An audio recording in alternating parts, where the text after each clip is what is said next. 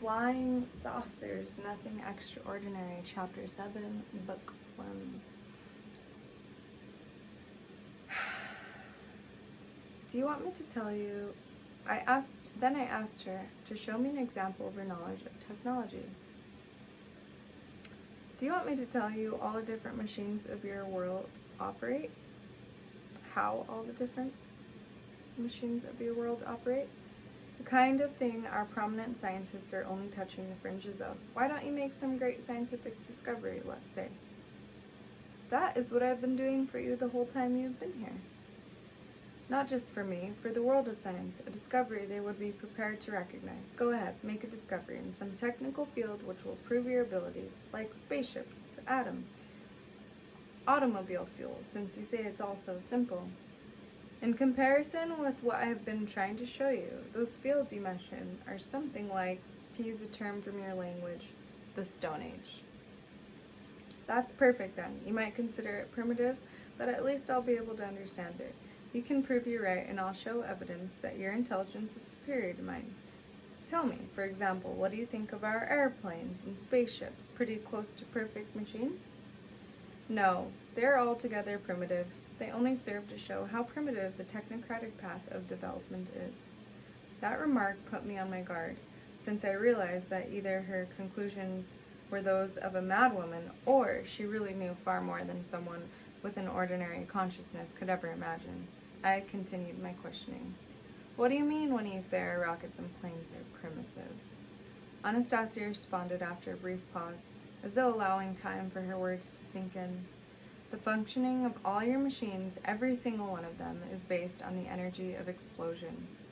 Not knowing any more efficient natural sources of energy, you resort to such primitive, awkward substitutes with incredible stubbornness. And even the destructive consequence of their use do not stop you. The range of your airplanes and rockets is simply laughable. According to the scale of the universe, they rise a wee tiny bit above the earth, and now this method has practically reached its ceiling. Do you not agree?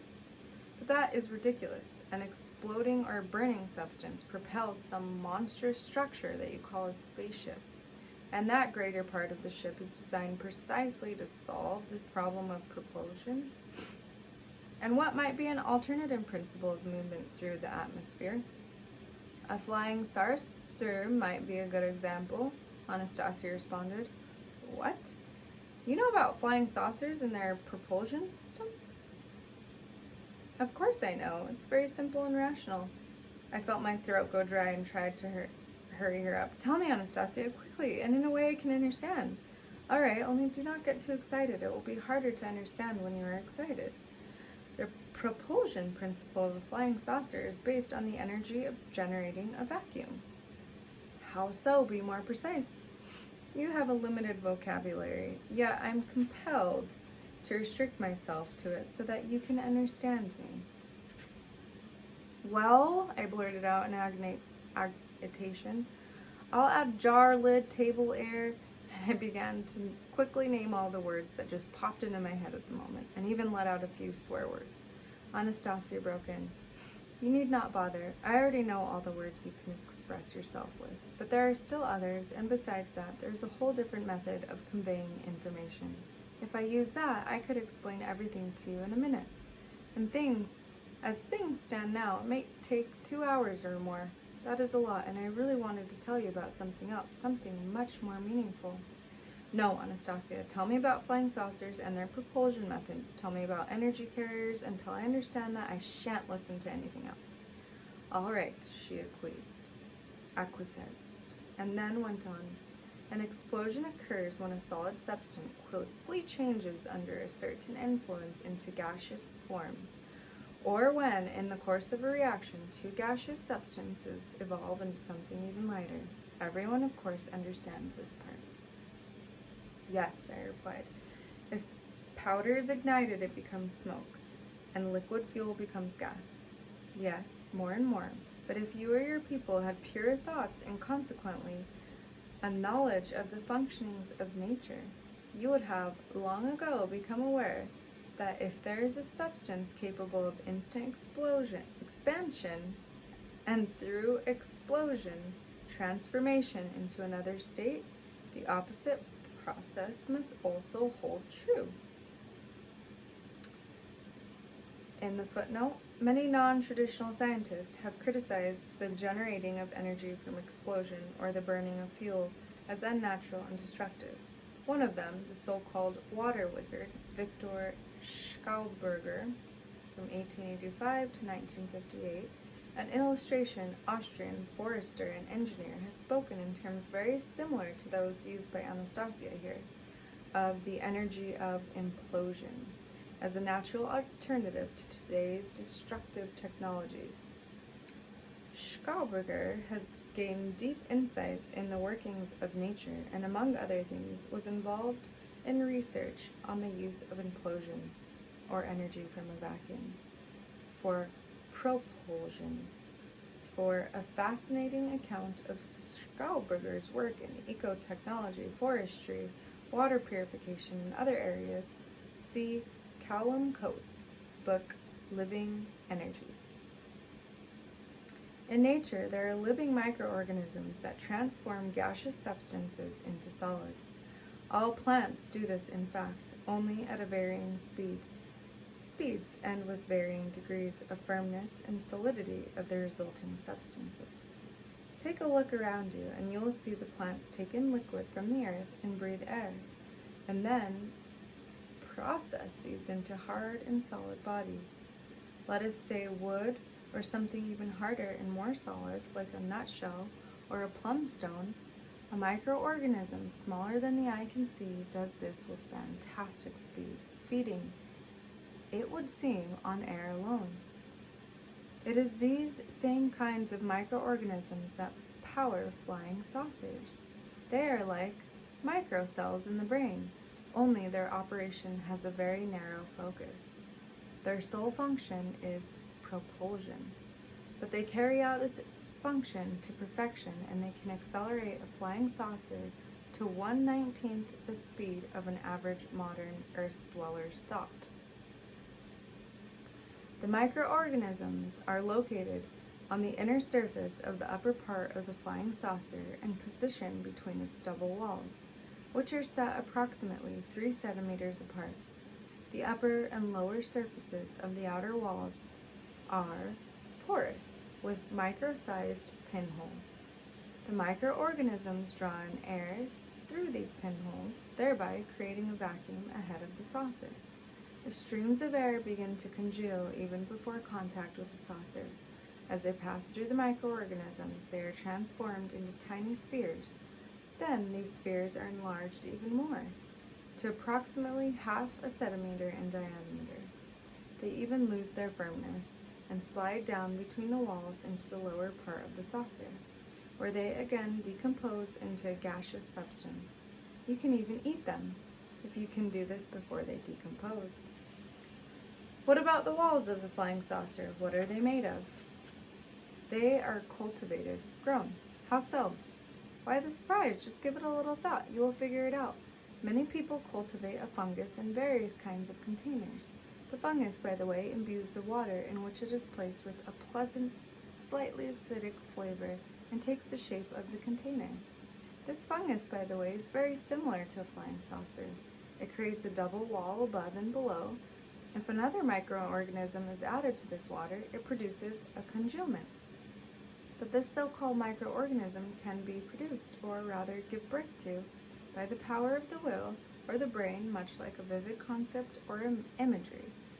Can you do this? I asked. Yes, but I do not have significant power of my own. The action of several dozen people have the same ability is required, and it takes about a year all told.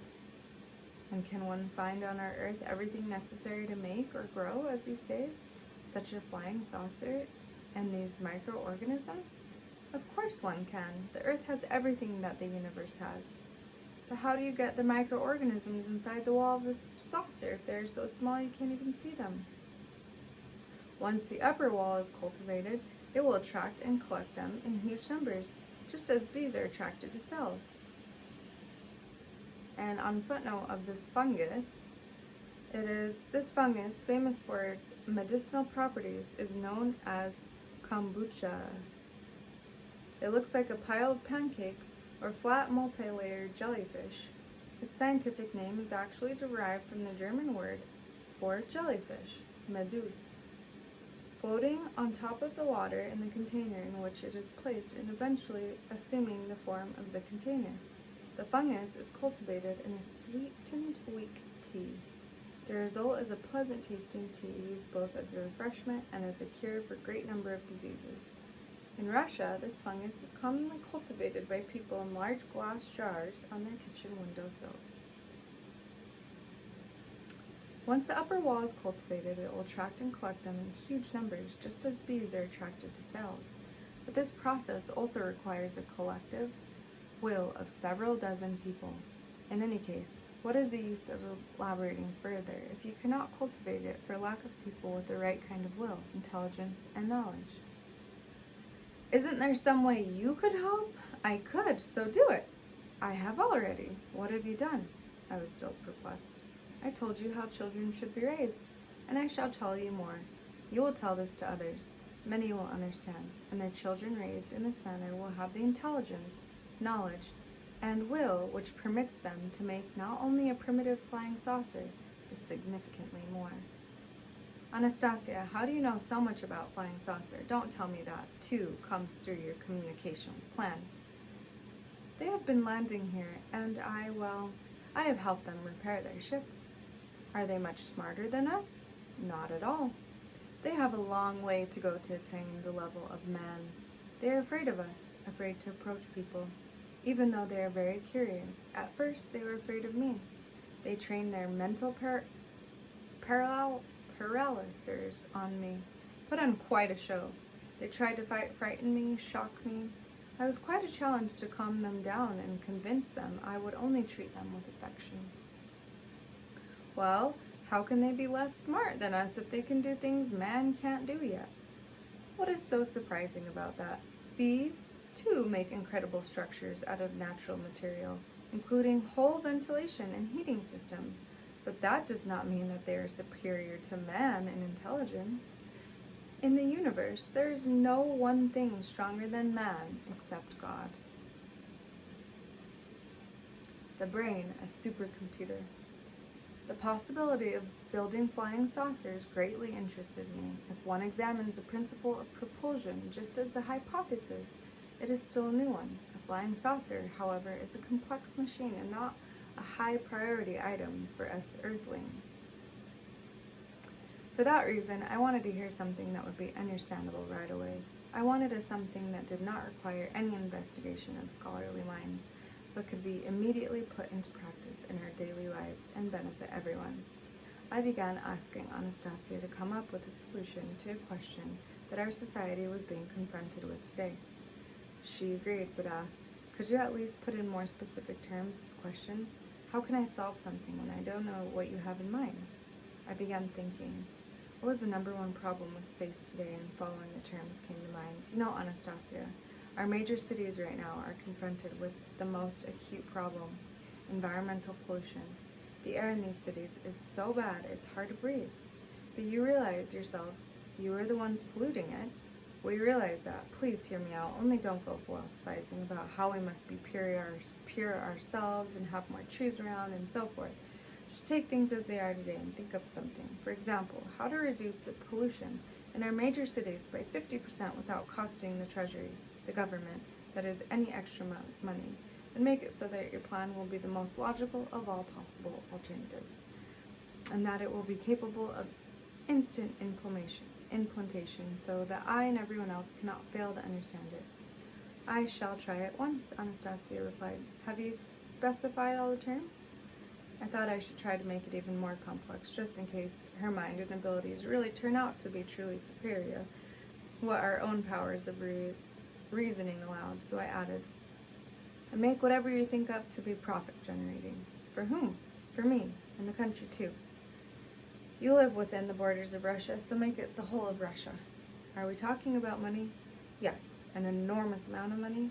Profit, Anastasia. Well, money is never an enormous amount, but I need enough money to be able to pay for this expedition and have enough left over for a new one. And as for Russia, I thought for a moment, What if I managed to get Anastasia just a little interested in the material benefits of our civilization in the nest?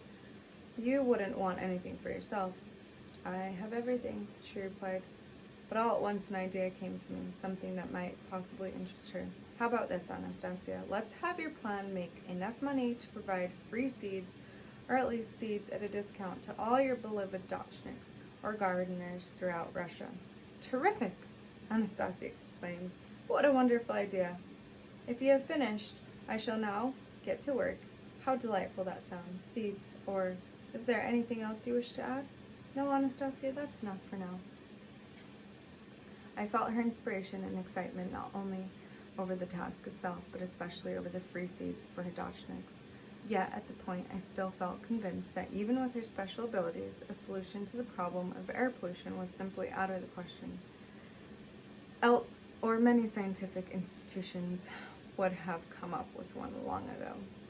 With a bustle of energy this time, not her usual calm and quiet self, Anastasia lay down on the grass, her arms wide spread, her curled fingers reached out, their cushion tips upward, alternating between motion and stillness, while her eyelids trembled on her closed eyes.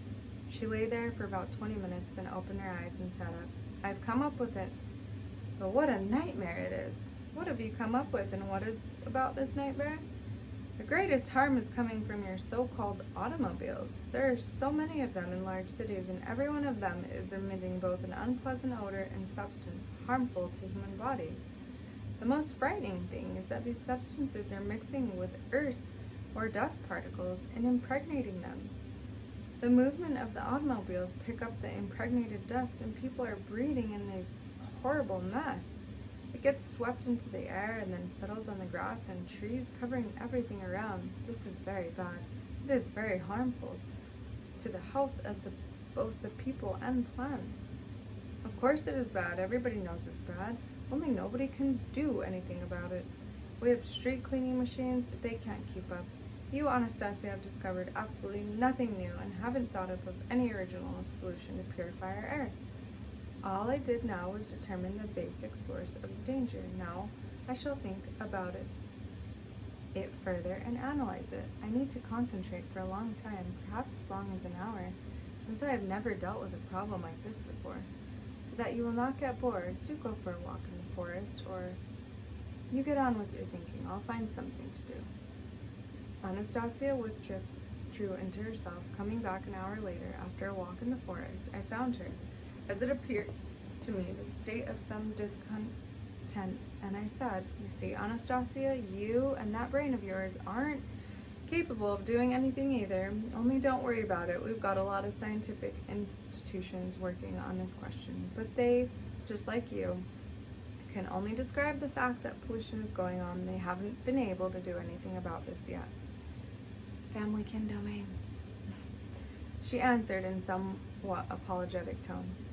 I have gone over in my mind, I believe, all the possible variants, but I do not see any way of quickly reducing the pollution by 50%.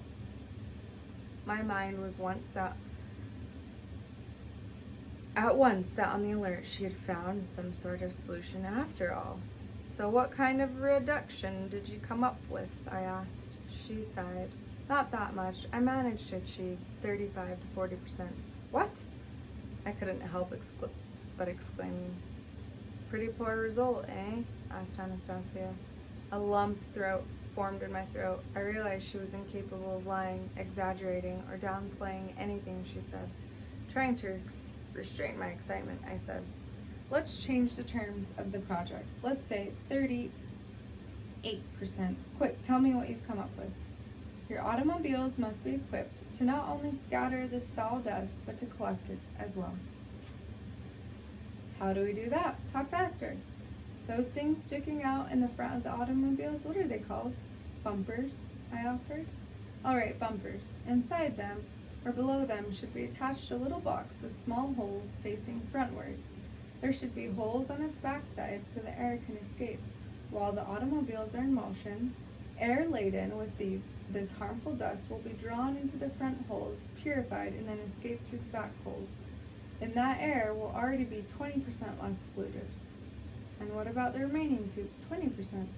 Right now, virtually none of this dust is removed, but with this method, there will be a lot less of it in the air since it will be collected all over the place every day.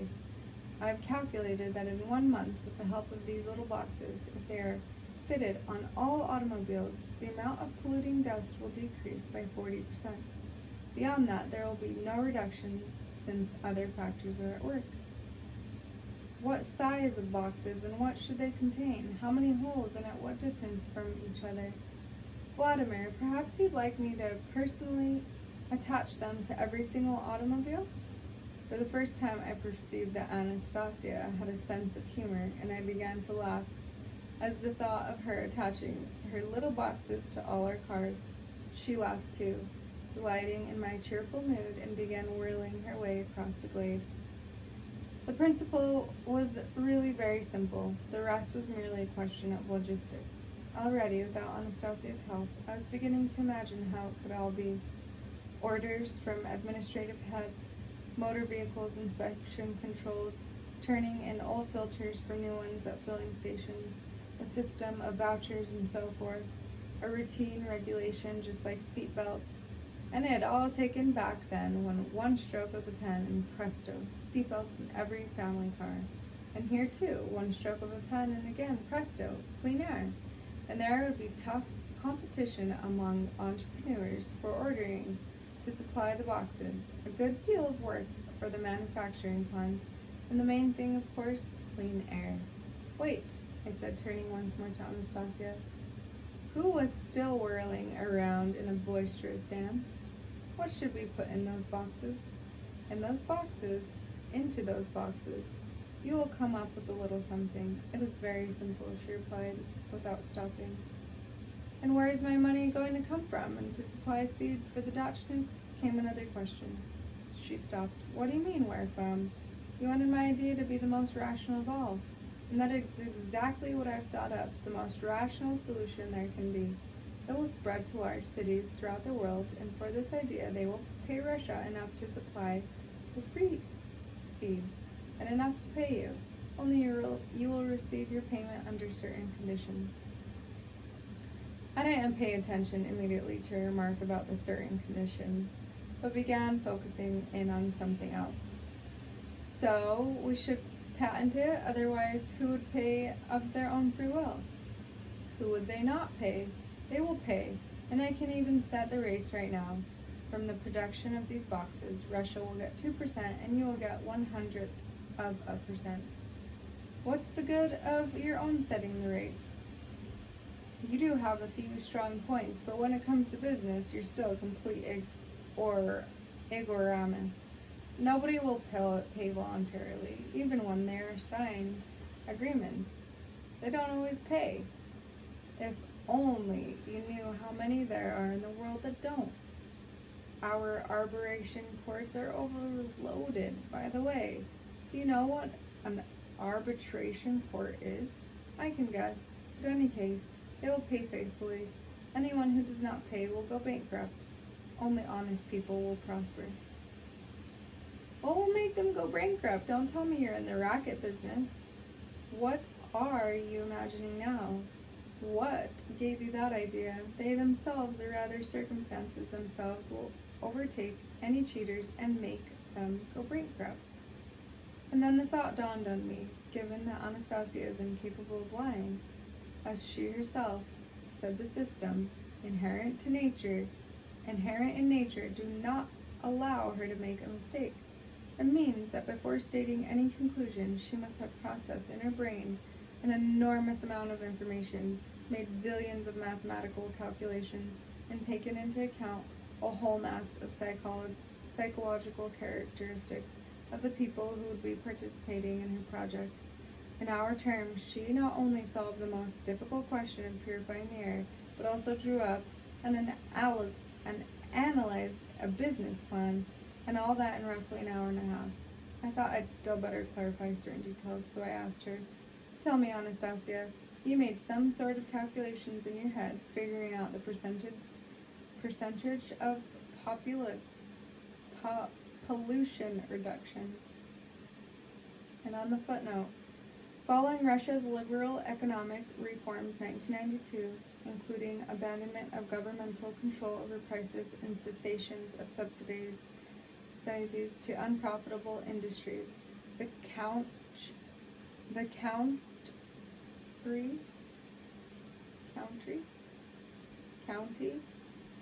country witnessed runaway inflation and disruption of existing economic ties, resulting in mass unemployment, widespread bankruptcies, delayed in salary payments of 6 months or more, and a crisis of non-payments between enterprises, goods shipped and services rendered from one business to another but not paid for, which plagued the national economy for years.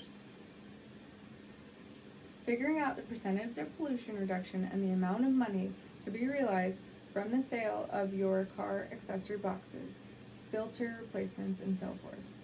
Calculations were made in the greatest detail, and not just with the help of the brain. Stop, quiet, let me tell you what I think.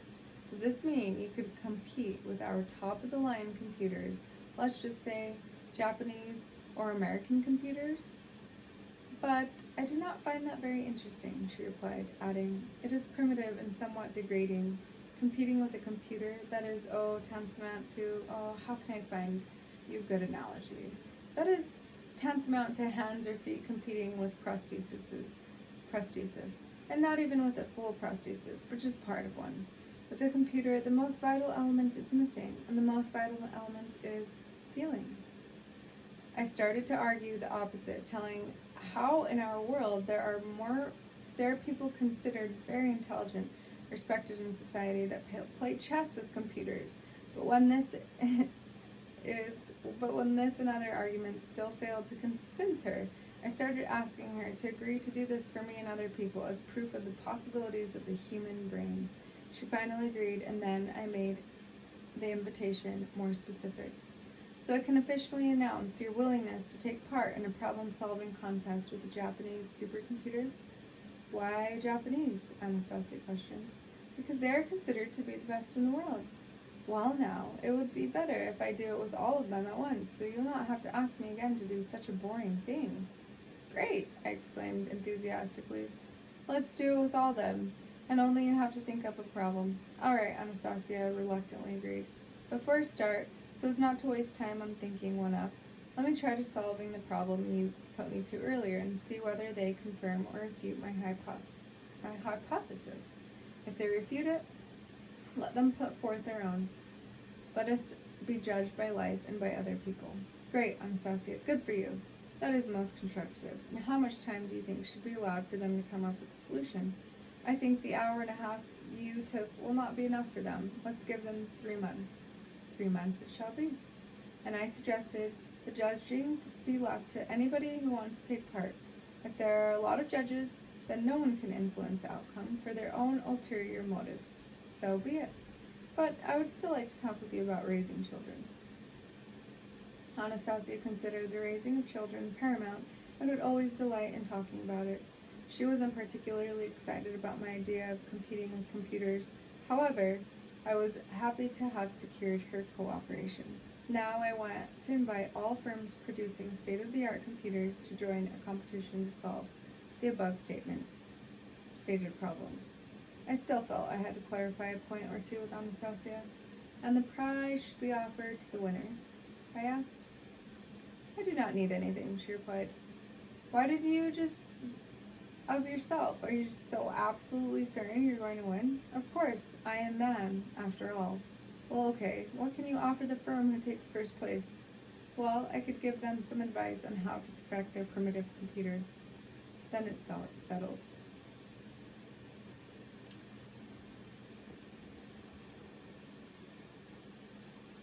Aloha, I hope that sits well with you and we collectively co-create our mushroom ships. And knowing that our man is much more powerful and strong than computers and all this primitive technocracy. And so it is. Check out the description box below. Aloha, mahalo, nu'iloa, and have a beautiful rest of your life. here on planet Earth as man, together as one. Here we are, here we go. Aho.